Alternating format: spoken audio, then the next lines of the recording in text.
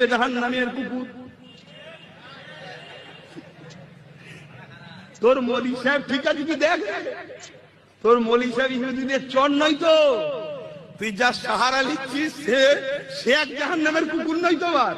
কথা বুঝছেন না, বোঝেন না? এত বড় স্পর্ধালে বলে যাচ্ছে। বিশ্বনবীর মেয়ের জামাতা আলী রাদিয়াল্লাহু তাআলা আনহু মদ খায়া নামাজে দাঁড়াইছে। মাগরিবের সালাতের ইমামতি করতে যে সূরাতুল কাফিরুন লা আ'বুদু মা তা'বুদুনের জায়গায় ভুলে মাতলামি করতে করতে পড়তে শুরু করছে আ'বুদু মা তা'বুদুন। তারপর বলল, রাসূলুল্লাহর জামাই আলী মদ খাইয়া মাতাল হইয়া নামাজ শুরু করছে, অথচ হযরত আলী 12 বছরে মুসলমান হয়েছেন, জিন্দেগিতে মদের বোতলে হাত দেন নাই।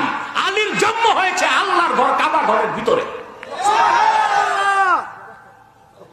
জাহান্নামের কুকুর, কিভাবে তুমি হযরত আলীর সামনে এই কথাটা বললা? এটা মুসলমানের মুখে আসে নাকি? কোরআন বিরোধী সুন্নাহ বিরোধী চক্রই আহলে বায়তকে কটাক্ষ করার জন্য মাঠে নেমেছে। সেই জন্যই আহলে বায়তের প্রধান যিনি হযরত আলীর সামনে বেয়াদবি করা হয়েছে। 12 বছর বয়সে যিনি ইসলাম কবুল করলেন, জিন্দেগিতে তিনি জিনা করেন নাই, মদ পান করেন নাই, তার জন্ম হয়েছে আল্লাহর ঘর কাবার ভিতরে। কাবা ঘরের ভিতরে জন্ম নেবার কারণে প্রতিটি মহিলার সন্তান প্রসব হলে নেফাস, রক্ত বের হয়, কিন্তু হযরত আলীর মা কাবার ভিতরে ছিলেন, এই জন্য নেফাসের রক্ত হয়নি। সুবহানাল্লাহ বলেন।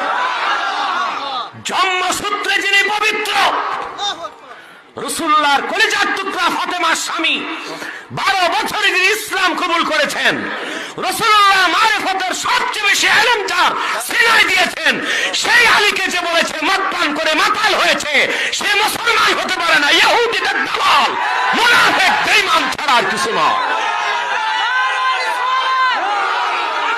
বিশ্বনবীর মাক্কি ইনিংসের খেলার সিস্টেম ছিল ঠ্যাক দিয়ে খেলতেন। ক্রিকেটে কি বলে যে উইকেট বাঁচায় খেলতে হবে, তোমার উইকেট যাতে পড়ে না যায়, তো ঠেকায় ঠেকায় খেলে। তো বিশ্বনবী ঠেকায় ঠেকায় খেলছেন, আর 4 ছক্কা মারছে সব মাদানি ইনিংসে। সুবহানাল্লাহ নাই? মাদানি ইনিংসে বিশ্বনবী গর্জে উঠলেন, জ্বলে উঠলেন আপন শক্তিতে। রবি না?